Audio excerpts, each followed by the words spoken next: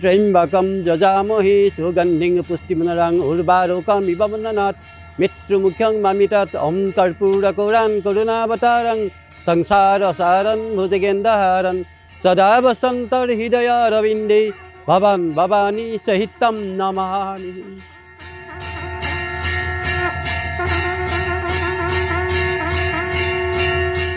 মোৰ নাম শ্ৰী ৰাতুল শৰ্মা।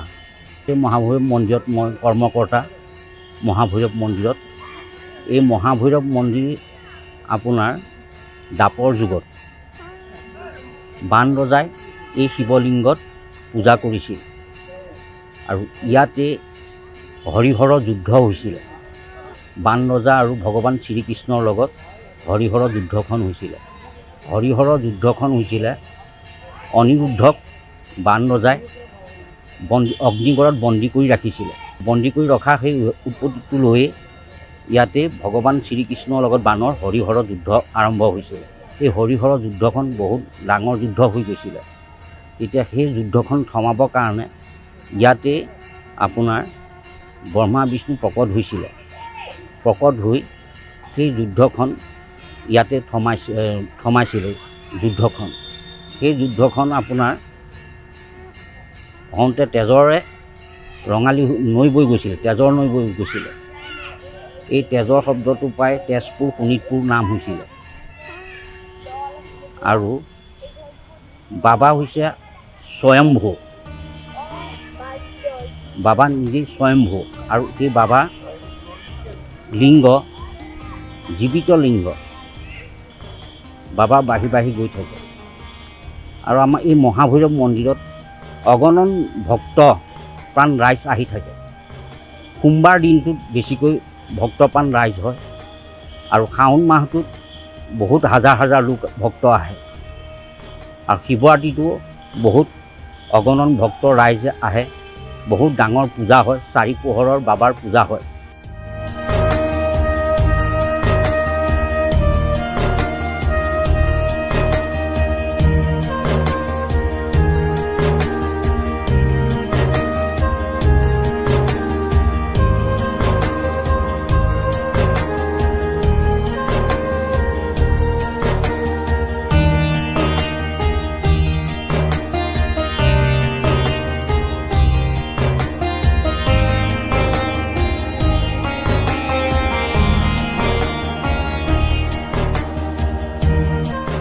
আৰু প্ৰথমতে মন্দিৰলৈ সোমাই আহোঁতেই ৰাইজসকল ভক্তপ্ৰাণ ৰাইজে আমাৰ বাবা নন্দী বাবাক পাব, দ্বাৰপাল পাব, গণেশ বাবাক পাব, হনুমান বাবাক পাব। দৰ্শন কৰিব।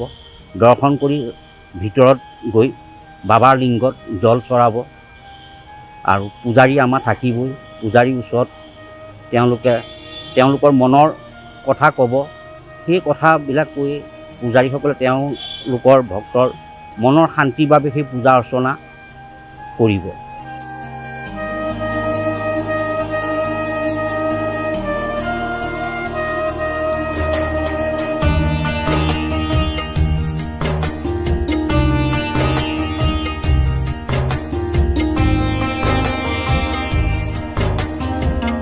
এই শিৱলিংগ আপোনাৰ বাঢ়ি গৈ আছে। আগতে আপোনাৰ কাপোৰ 2.5 মিটাৰ কাপোৰ লাগিছিল। এতিয়া আমাক বাবাক বস্ত্ৰ পিন্ধাওঁতে 3.5 মিটাৰ কাপোৰ লাগে বাবাক।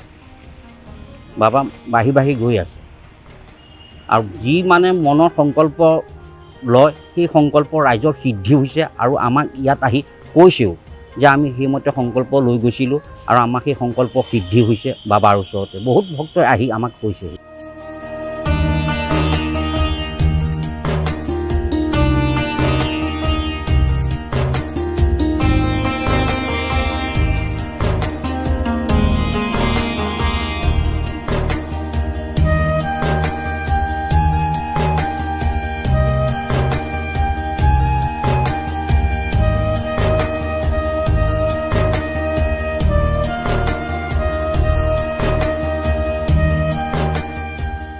আগন্তুক আমাৰ 29, 30, 31 ইয়াত মহাৰুদ্ৰযজ্ঞ হ'ব।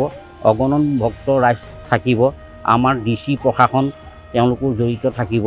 ইয়াতে সা সুবিধাখিনি থাকিব এই যজ্ঞৰ। আৰু অগণন ভক্ত আহিব, ভক্তসকলে আহুতিও দিব নাম লৈ।